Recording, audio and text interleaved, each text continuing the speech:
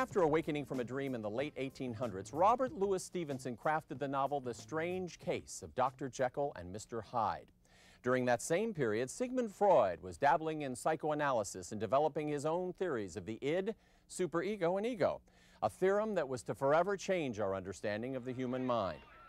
Endless dalliances in cinema have made this story iconoclastic, to say the least, but not until Leslie Bricuss's book and lyrics and Frank Wildhorn's music has the story of Dr. Jekyll and Mr. Hyde reached an immediacy which may call our own persona into question.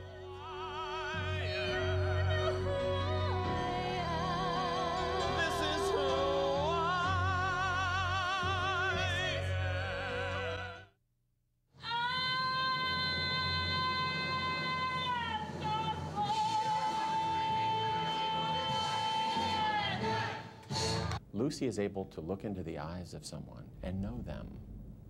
She's probably one of the great all-knowing characters in the show, isn't she? I love that you pick that up. That's something that I've really worked on in the show, the real connection between Bob and I, Bob who plays Jekyll Hyde. Young girls should not be out gallivanting with fellas. Young girls?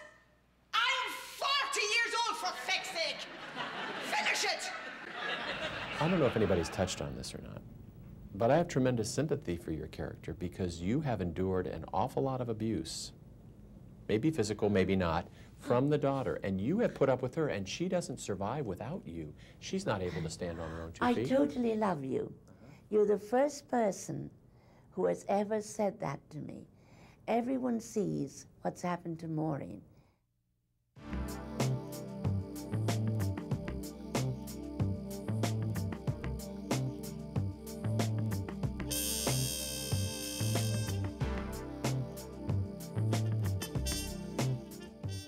Hi, I'm Mike Baker. This is National Arts, and we are on Broadway.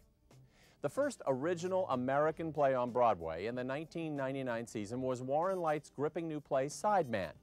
With Christian Slater as the play's narrator and Conscience, Sideman tells the story of one man's obsession with jazz, a horn player named Gene, and the hilarious and devastating effects it has on his wife Terry, son Clifford, and his friends. The play also recounts the rise and fall of the big band movement and imparts a bit of jazz history along the way. You know who you sound like? You sound like Dizzy. Don't ever say that. There is something that you do that he does. Only an octave and a half lower. Early on, we see a lot of humor. Then we see humor mixed with heartbreak. Then we see considerable heartbreak. But then we see some form of resolution. Is that the pattern you were looking for? Yeah, and you're very good. No, I mean, I appreciate it, because I'm used to going for jokes, and that's the kind of writing I'd mostly done. And I had avoided writing this story. I know where we want to get back to is to tell the story through the dance, and I think you've done that beautifully. The choreography gets more physical. You really do know, I'm telling you. I don't know interviewers like you, and that's the truth. And there's even an occasional goose step, which sort of kind of harkens to that encroaching Nazism. At the top of the second act, you're very right. As Buck, you have this wonderful line about how she writes that she immerses herself in the work, and then having finished, she awakens to the real world. That's the way the playwright has fashioned this piece, and that's the way you portray it. You immerse yourself in these various Eastern and Western characters, and then you awake to the audience. That's correct. It's, oh my gosh, how wonderful. That's it. She talks about them living in your head.